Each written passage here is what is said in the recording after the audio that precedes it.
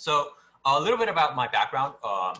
I have been in education for actually a little over 10 years now in various different facilities, teaching, obviously, training other instructors, developing curriculum, and so forth. And in terms of my actual educational background, I have a undergrad in English, actually, and an MS in stats. So I can also certainly talk about how a more unconventional journey can get you involved into data science. In terms of my day-to-day role within NYC Data Science Academy, I act as a lecturer in both the residential program. I teach mostly the natural language processing segment of the course. That is a little bit of my background and area of my research.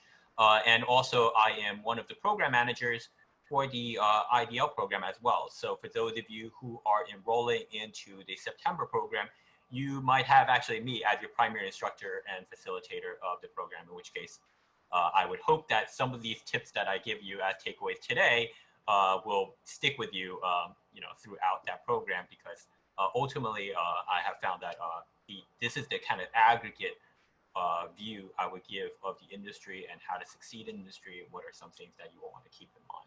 Okay, so to kind of start off, I want to first kind of show you the profiles of what are areas that you can grow and develop in the data science landscape.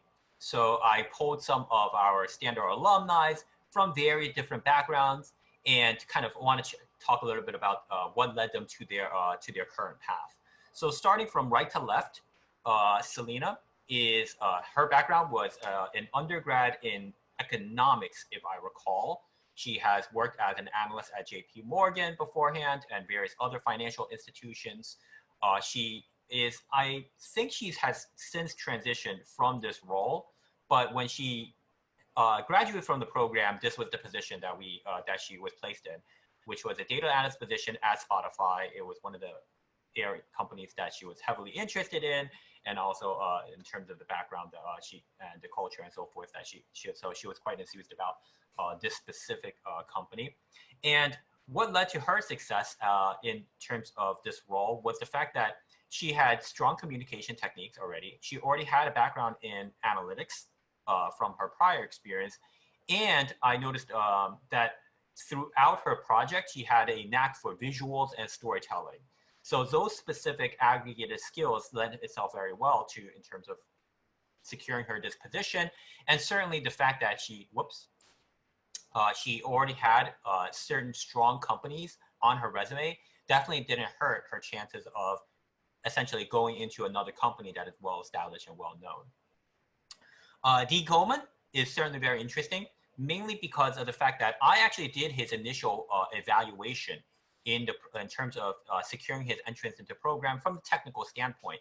And when I reviewed his resume, his actual background was he just had a bachelor's and I shouldn't say just, saying just is a word that I think pedagogically is wrong. Everyone should be proud of their accomplishments. There is no just X, Y, and Z in terms of degrees.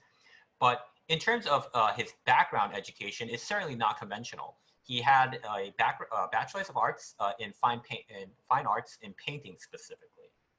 But what caught my eye when I evaluated his application was the fact that he actually already worked for about 6 years running as a software developer for both freelance and also for a certain studio, for one of the painting studios, actually.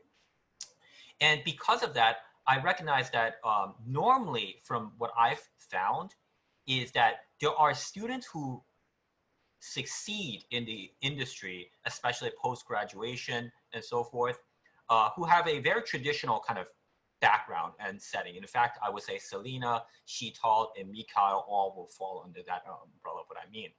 But then there are students who actually succeed very well because they have a certain right mix of skills. And generally, when a student comes from a more, I would say, esoteric or non-standard background, such as actually myself, for example, I initially started off with just a degree in English. There are rare few signals that actually indicate that there is very specific interest of this candidate, as well as certain background details that essentially, to me, signals that they have a high chance of success. And part of that is the dedication to self-learn, and on top of that, the work experience afterwards that's demonstrative of this, of skills that's required to succeed in the industry. So I already saw from his background experience that I already projected that he would have fairly strong coding skills, mainly because many of the strong programs that I know of, they don't come from a conventional CS background. Now, granted, there are quite a churn of them out there, but even one of my acquaintances at Google, he mentioned to me that some of his best programmers are not those who just come from the standard background. And in his own words, he mentioned it's because Google can already have their own selection of any pick of the litter of any CS program grad that's out there. But what they also look for is that extra kind of spark that shows that there's a certain uniqueness about an individual's profile that may lend itself to be a great fit for a position that they have in mind. So that's kind of in a long way to win way of kind of demonstrating how even if you don't have a standard background, there are certain things that signals to me that you can have a very strong chance of succeeding post-graduation. And part of what made this successful for Dean Goldman was the fact that I saw he had already had some software engineering experience, and that was in contrast to the fact that he had a non-STEM background, which told me that, okay, this person is really motivated to actually go into the industry, because he didn't just come out of school and say like, well, this is the route I'm supposed to follow. There must have been some natural passion there. And surprise, surprise, Samsung saw the very same thing, and he was hired very quickly as a data engineer for Samsung Ads. Shito has an MS in, if I recall, it's information systems. And once again, on that end, very standard kind of, I would say, career path. MS in information systems, already had some background work experience in consulting, went through the program, had already essentially some strong STEM skills. So sure, after the program, within a few months, she was hired as a data scientist within Verizon. And Mikhail, his background was he had a PhD in computational finance, so very strong STEM skill. And when students come in with already very strong, I would say, educational profile as he had extensive work experience already in the industry, those students place very easily, simply because the main thing that the bootcamp is required to do with them is just give them that extra material educational support, and they're basically off to be able to handle the rest on their own, more or less. So in terms of the principal data scientist, something to kind of also keep in mind is that not only do they look for strong technical skills, but sometimes these in all the other positions, a lot of them have, I would say, kind of conventional tasks where you have to catch your hands dirty with the coding, the algorithms, and so forth. But as a principal data scientist, one thing to keep in mind is that if you're targeting this position, to also be aware a little bit of what you're signing up for. For example, this type of role actually, to me, is not necessarily as attractive, because I'm someone who do like to get their hands dirty with actually the code, with just essentially reading papers and so forth. Whereas a principal data scientist, sometimes what you can end up with is that the more you end up rising in the ranks of any position, it's only natural that you end up becoming more and more invested in emails, board meetings, a lot of communications, vetting projects, project delegation, and overseeing tasks. So you could be stuck in, say, for example, meeting with clients and then other C-suite folks for 75% of your day. To me, unfortunately, a little bit of that is sometimes if you're a little bit on the nerdier end, like myself, you don't get some of the fun things to do in data science within some of these positions. But that being said, it's just one of those natural things that come with elevation of title that you want to be taken into account, as well. Of course, there is a significant pay grade increase when you're once you're involved in these type of roles. Okay, so this is just to kind of show you a little bit of the snapshot of the different types of positions out there, what types of backgrounds can succeed and go into these pathways and so forth, okay? And someone like myself, for example, like I mentioned, I came out of actually just being a teacher for the most part of my life. But I myself was very interested in coding and basically just developed from there. Okay, so speaking of coding, I want to start off now with just some of the hard core skills you're going to need to make sure you have. You don't need to have these when you're getting started with the program, certainly. But by the time you exit the program, I always stress that these are the ones where, and it doesn't have to be the bootcamp program. It could be any program, any self-study and so forth. But absolutely, if I were to hire for a position, especially if it is entry to intermediate level, I am going to value these things above all else, okay? And on top of that, I always stress to students is that as long as you satisfy the criterion under these foundational skills, especially coding, you are going to be able to find a position in the industry somewhere, okay? So these specific foundational core skills that I'm going to just kind of bang through, you can see on this list here.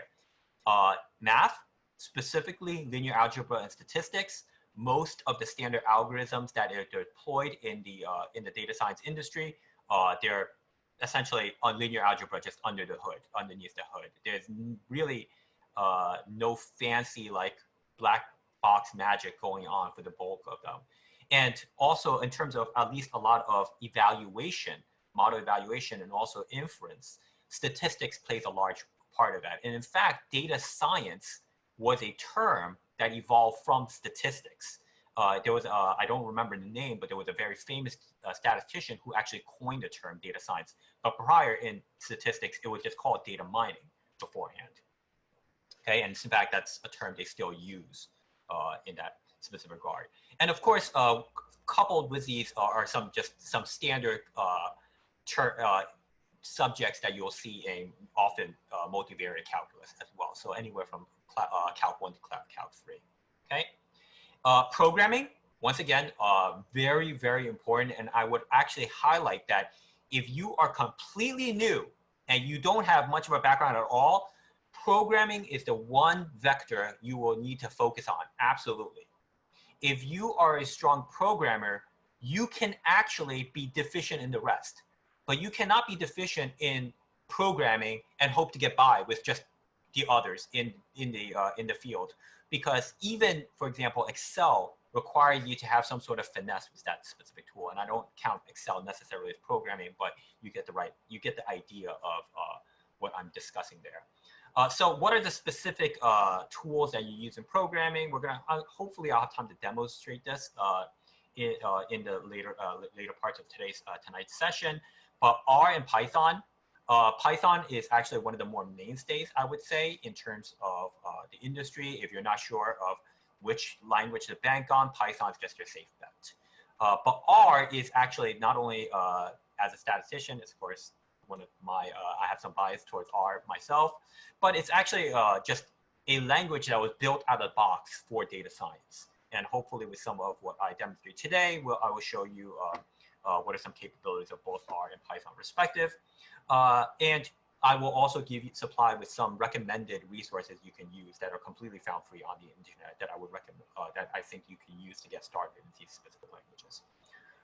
And SQL. SQL is not really programming. It's actually a querying tool, okay? So, but I kind of have it on here because it is actually one of the most important tools that you end up using as your day-to-day, especially from the entry-level side. And the main reason why is because why SQL is always going to be requested is as you, once again, start kind of elevating and advancing your positions in the field, you start not wanting to do certain things. And for example, for myself, I really don't like ETL, essentially extracting, I don't know why I can't remember what the T stood for anymore, and loading with what the L stand for, but it's essentially the extracting and the pre-processing of the data itself. And most of that work is done in SQL. So instead, what would I do? I'd rather hand that part off to some junior data scientist. Yes, actually, thank you, Matt. Transform, yes. And basically, I'll just say, okay, can you aggregate these specific tables to me and just dump it to me? So this way I could do my analysis and I could run my and I'll start being able to examine some of this from the more algorithm side or the research angle side. So as a result, SQL will always be available as a positional offer, like as one of the skill sets that will help you get a position in the industry. And then finally, your work experience, as well as your written and visual communication. So we're talking about, this is where both your domain knowledge comes into mind, especially for consulting, your ability to talk to a client and understand their business needs, as well as your ability to put together presentations and visualizations that tell a good story and answer questions as succinctly as possible. In terms of how, okay, so I just saw this question. How important is domain knowledge when starting into this field? If you are just starting fresh, and I would say, I don't want to put an age range, but if you're on the younger end, for example, closer to fresh out of school, domain knowledge, you're totally fine because the expectation is not there. The expectation instead is that you are a blank slate, you're able to be trained up into whatever they need, and that you're just a good learner, okay? But as you are, say, if you already have a few years of work experience under your belt, then your domain knowledge does become important, start becoming important, because simply because they recognize that they're going to have the need to likely pay you more. And also on top of that, as you have more and more years of experience, there are certain habits that are harder to change out of. So then at that point, your experience do come into play. For example, if you work at a well-known company, that helps.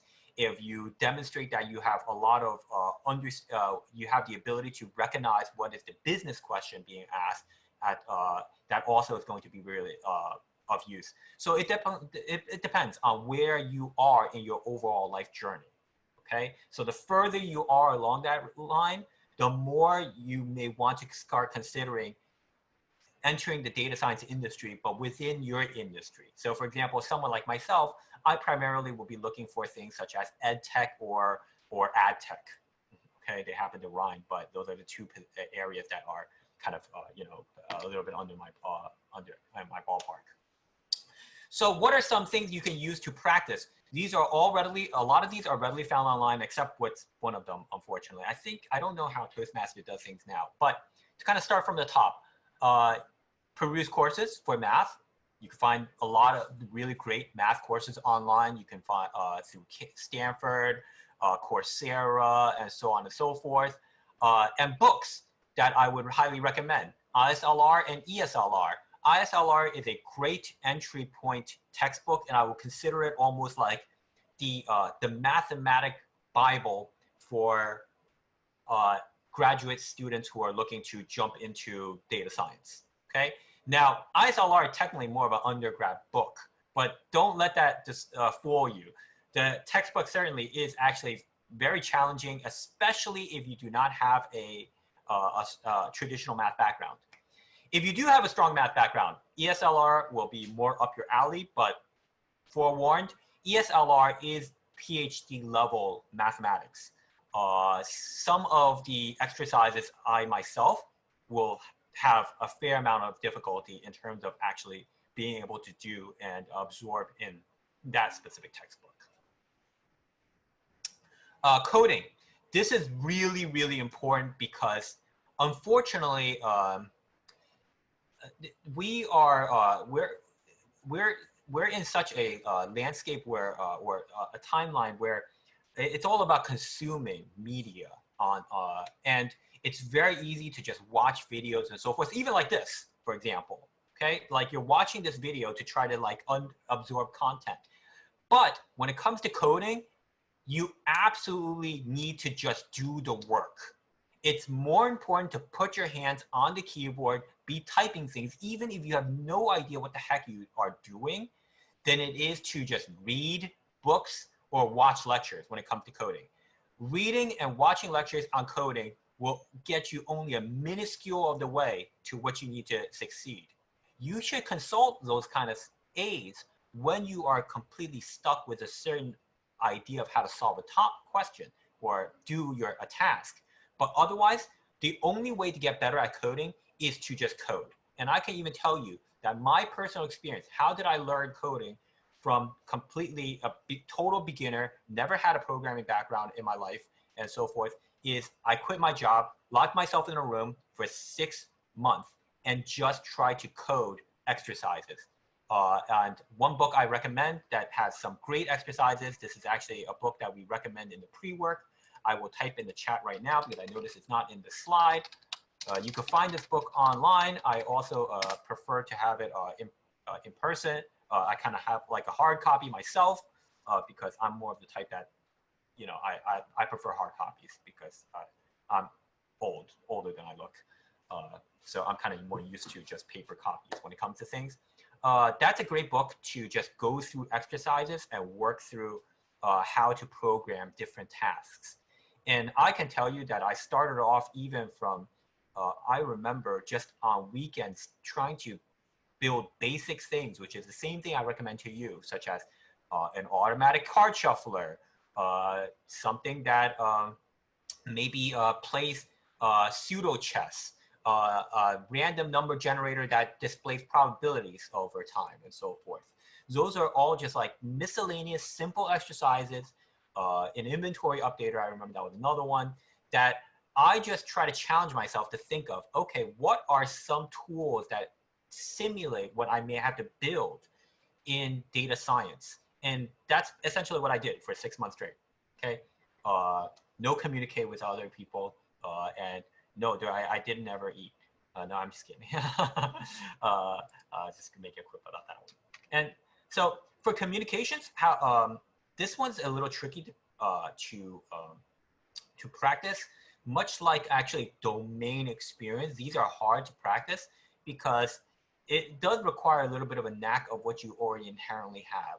So my suggestion is what used to be try to, Toastmasters is one I heard about that's great for practicing public speaking and presentation, because once again, I want to kind of mention that the more you start climbing up in the ladder within any industry really, the more likely that your communication skills and your business sense actually start becoming more into play, and your technical skills actually start not becoming as relevant simply because you start having other folks who actually do that for you. Where your technical skills kind of help you is engaging whether or not, for example, a certain task makes sense or to do. Is it reasonable within a certain time limit? Is this person you hired able to perform it? Does a certain paper regarding an algorithm make sense to implement for your team, and so forth? That's where really more of where it comes into play. And Toastmasters is the only one I could really think of. And also, in addition, try to solve problems that you actually enjoy as a way of practicing your problem solving. So very often students kind of jump into data science, and what do? They start looking at like self-driving cars, or they're trying to predict stock prices. And I'm always trying to, unfortunately, I'm always giving them this reality check of, if it was that easy to do those things, then why do you need like any of this? Why are these data scientists being paid so much to try to do these things? They're not reasonable for getting started. If you are thinking of this is how I should practice, chances are you're not ready yet then. You'll know when you're actually ready to be doing those things. So instead, start more remedial, start more, and even like myself, for example, even though I am employing some text analysis right now for actually some work for our marketing team, funny enough, it really, my team is really just doing a lot of digging into what is being said on online internet exchanges. And we're employing a lot of different methods, such as even as simple as, well, I told one the other day to my team, why don't you start reading those comments to see if the model is actually correct as a sanity check. So those are things that folks don't necessarily like kind of think about when they are practicing kind of how to build out a data science project, which we often try to like guide them with. And I encourage you to kind of just start small. Something, for example, like a standard data science project that's really good for you at first would be maybe collect data first, and such as of maybe your daily workout schedule, okay? And then maybe think of, well, do I observe that according to my workout schedule, certain things are either more efficient to do, or maybe there are certain times of day that I might want to try experimenting where I'm more tired, certain things I eat maybe are affecting things, and so forth, okay? Toastmasters, they're kind of like this meetup where people go to practice like speeches and so forth. If I don't know them too well for myself because I've never used them. My background was in education, so I'm already used to public speaking because I was a teacher for so long. But yeah, I do know that this is one of the kind of recommendations that folks give a lot for practicing your public speaking. Okay, so these slides, Terrence, correct me if I'm wrong, we'll make them available for the audience. You could go on mic and just tell me if I'm right or wrong. Yes. Okay, yeah. So these are just some links of what our how you can access some of these tools that are commonly used in the programming sense and also on SQL. So you can find the links within the slides for where you could grab R, very popular IDE, which is an interactive design environment for both practicing R, Python, and also SQL respectively, okay? Okay, whew. A lot for the fundamentals. I'm just doing a quick zoom out for real quick because I want to check what my timing is, and I know that I'm always pressed for time when I'm doing when I'm teaching anything because I don't pace myself properly. Now, suppose you've mastered those fundamentals, or you're already there. You're basically you have a standard STEM background. You've already been exposed to some of these things, either from maybe a CS background or a quantitative background. What are some things to know from the machine learning side? So in other words, this is when you are either deployed as a data scientist that are more in the intermediate level, or maybe a machine learning engineer, or various other titles that essentially are going to end up using what we're going to discuss in a bit. So in a perfect world, which never happens, this will be the overall workflow, okay? Which is you will be dumped some sort of assignment, and from that assignment, or sometimes you'll even not really be dumped an assignment, you'll be dumped data, some vague ideas of what they'd like to do with it. And this is actually the more common case. And then it's up to you to see whether or not you can mine out the actual question they meant to ask. Because they may ask you something like, for example, like say, for example, our marketing team. Terrence could come to me and say, Drace, our amount of student inquiries have fallen. Can you help me find out what's actually going on? But to me, I actually have to translate that to more of, okay, can we see if there's some sort of significant factors and significant in statistical sense that are contributing to our ad clicks? Okay, so that could be the actual question he's really asking from the data science side. So it's defining the problem statement. And then from the problem statement or problem statements, you will then collect the data that you believe will help you ascertain this type of question, or sometimes you will, through the data that's already dumped to you, you will filter out what you think are relevant or not. And then essentially start assessing, extracting, and engineering features and offer some sort of hypothesis. What you believe is true.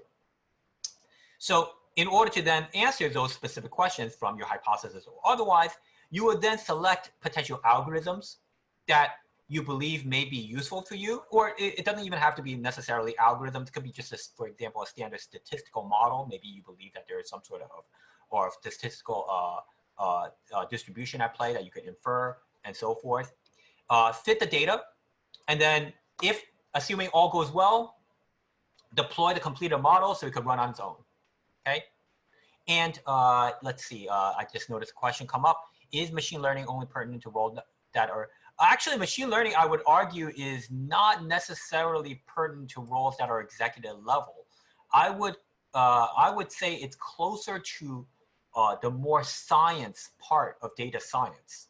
So the more you are involved in the science, the more you are likely to need to know machine learning. Now, can you be a successful analyst without learning machine learning? And that's absolutely. Because in order to be a successful analyst, you just need the first two of the slide, or not on this page, which is understanding how to define a problem statement based on what you are being requested, and then how perform the relevant data analytical tasks. Now, what helps you with sometimes the data analytical tasks is to use and understand some of the more common models that helps inform data analysis. What do I mean by that? For example, something like a linear regression can often give you some sort of insight into the behavior of certain factors relationship if it is linear with, say, another variable of interest. Okay. So in terms of what are traditional quote unquote type of tasks that machine learning can do or is commonly asked requested of machine learning in the industry. Prediction, some form of essentially, this is an example, everything's written here. I'm not going to really, read off the slides, but essentially when you hear about things like regression, or when your target variable, what you are trying to define is some sort of continuous or numerical feature, that is what buckets under here. So for example, here's one sample question. Can you predict how many, I don't know, I'm just going to use the example I came up with earlier about ad tech. How much dollars that you put in will lead to X how many amount of clicks or how many sales, for example. Forecasting. So if you believe there is some sort of time series component, this one I just used an example of something from a consulting project that I was involved in, which was, well, given a certain range of data, are we able to analyze and predict the crime rate from certain factors that actually also come into play in a next number of years? Okay, classification. Basically, when you are trying to do something where you are trying to label something into a category. So for example, something like, okay, if I am given demographic data, can I identify if a user is maybe a student from California or an executive from New York City? So that would be a classification type of task. Okay, so what are topics involved in helping you answer these questions? Things that you regularly will be expected to do, topics you will need to know in order to be a successful machine learning practitioner. Regularization, essentially, I don't want to, these slides are some kind of self-explanatory, but essentially it's the idea of making sure that you have you have data. Not all of that data is necessarily relevant in your algorithm to help your algorithm predict a certain thing or classify a certain item, or it's informative for your algorithm in terms of what it's able to do. So regularization in some way will reduce that, what we call noise in your data. Dimensional reduction has some elements of regularization in it, but also in addition, there are some mathematical components it helps assist with, such as reducing computational costs, also making your data easier to visualize. What that means is, for example, dimensional reduction is you can end up getting a data set that's something like thousands and thousands of columns. This is actually very common when working with text data. Text data tends to explode with, in terms of the amount of columns you will have to deal with. And dimension reduction is very, very important in trying to figure out, well, it's very unlikely all of those columns are going to be useful. Which ones are the most relevant, and how can you kind of compress down from there in terms of your selection of input data? Parameter tuning or hyperparameter tuning is a way of essentially adjusting certain valves of your model. Essentially, they're weights most of the time, but sometimes they can be something else like iterations and whatnot. But very commonly, it's weights. And it will essentially fine-tune the behavior of your model accordingly to the adjustments of those requisite weights and other hyperparameters that we don't have time, unfortunately, to discuss and go more into detail. I want to keep this part a little bit high level. I'm already nerding out a little bit too much. And then finally, very important, feature engineering. Your data doesn't always necessarily have the structure to directly give you the information that's relevant for either your visualization, your analysis, or your modeling. So feature engineering plays a very large role. And I'm actually, out of all of these, I will tell you feature engineering probably will take up 80 to 90% of the actual payoff tasks that you need to do to have a successful completion of a project in data science. Now, you might say, well, if it's 80 to 90%, what the heck is the point of all this stuff? All the other stuff, though, is that they will play high rewards if you invest some time into them, but not necessarily, but they will have very quickly diminishing returns. For example, parameter tuning, I could invest after a while of some manual feature tuning just to basically save some computational cost. I could automate the rest of that. I don't need to actually do it manually anymore after maybe, I would say, probably a few hours. Well, a few hours, not counting the computational runtime of models. And I'm, well, once again, apologize, already kind of going a little bit too in the weeds with that one. So after you do complete that specific tasks, I don't have too much time. Okay, I won't be able, let's see, do I? You know what, I'm going to actually quickly show just, what are some common tools you will use that why, given everything I said, you would need to know something like R Python, okay? So let me just load up, stop sharing for now and share something else. So this is R, you can ignore this thing on the side. Let me just kind of get rid of, you know, I'll just do a new file. Yeah, blank it out. That's another that's a project that was in the middle of something. But something like, so in order to do some all these tasks, you'll often need some sort of tools that can help assist you along this capacity. So for example, something like R. I wanted to also show Python, but I know I won't have enough time. So I'm just going to show R right now. So tools like R will already have some built out of the box capabilities, both for you to execute these tasks I talked about, as well as also help you along the way of if you just want to practice these skill sets. How does it help you as a practitioner? Well, R, for example, already has built out of the box data sets for you to start playing around with. And in fact, one that you can just go along with the ISLR handbook, because ISLR actually has a package within R, and you load it like so. You do library, ISLR, you call it. I did not install it on in this version. Install it if it was not installed.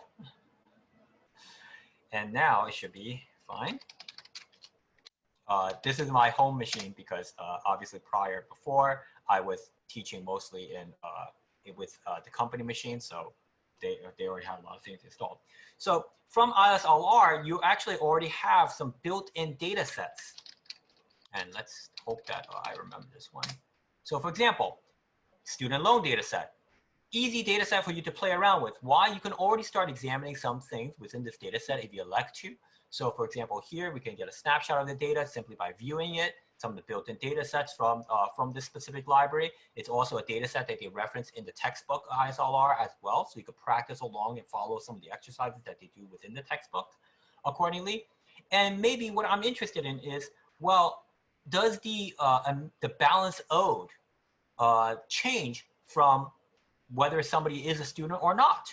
And sure enough, of course, if it's a student loan, you already expect some sort of, well, you have a certain hypothesis. And we can analyze or visualize the data just to do a sanity check on whether or not our hypothesis of somebody who is a student is likely to owe more or have more of a balance than those who aren't.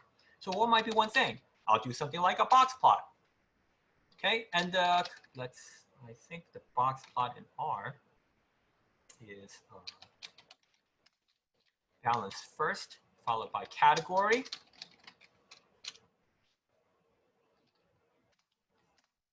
And we can see here, well, we don't see it here because this, I have a version of R that doesn't pop it up. So let me try sharing just the plot itself.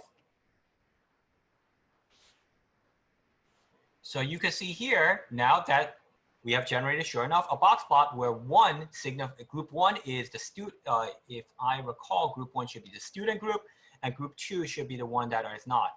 And if I elect to, I can't show you the code right now because I'm simply sharing the display of the generated graph. I could change the color to something like, for example, red. And now if I'm correct, yes, the visualization goes up to red. I can also show you that, hey, we can also adjust the color so that per group, for example, students or not students, I will color label them according to group. In this one, I'm not going to show you because you can see here, due to the scale of the plots themselves, the student, the spread or the variance of the group of students is so much larger that the group of non-students, the variance is so much smaller that you don't see much of the plot. So even if I were to change the color of the second box or the second group, you wouldn't really be able to see it in demonstration of display here. Okay, so this is an example, just an easy example of how you could use something like how we use software in the industry to essentially help us with our day-to-day tasks that is required. Okay. Now, speaking of software, now there's some other things. What do you do after what is likely to occur towards the end of your data science project in the real world workflow is some sort of deployment. And I often encourage practitioners to think about this as they are becoming more and more advanced in their training and their capabilities, is think about, well, how do I replicate my work or productionalize my work that it becomes a final deliverable. It can't just be a model stored on your local hard drive, for example. So common tools that are used, and this is why you see things like in the work job descriptions, such as experience using AWS. This was an example given here. There's some links also in the slides on how you could find these specific relevant ones. So AWS, Kafka, another deployment platform that's also owned by Amazon as well. Docker, if you want to mount, if you want to create like an image that an image is an instance of, or I shouldn't use these terms. It's like a copy that anyone can load and it will already have all the information you have required on that copy. So an example of this is dating myself a little bit.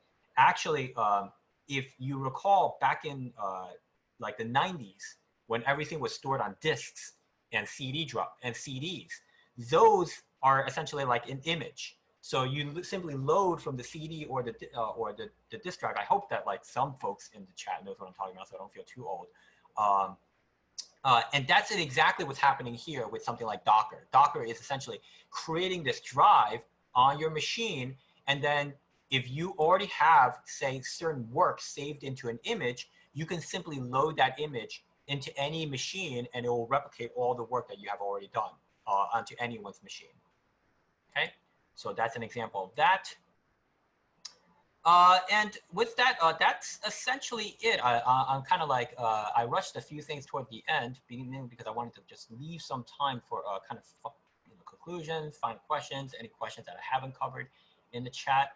But hopefully all of this was enough to kind of give you some ideas of how you would get started, and then how would the journey look for your typical progression in the landscape of data science. What can you expect to end up doing in your day-to-day world?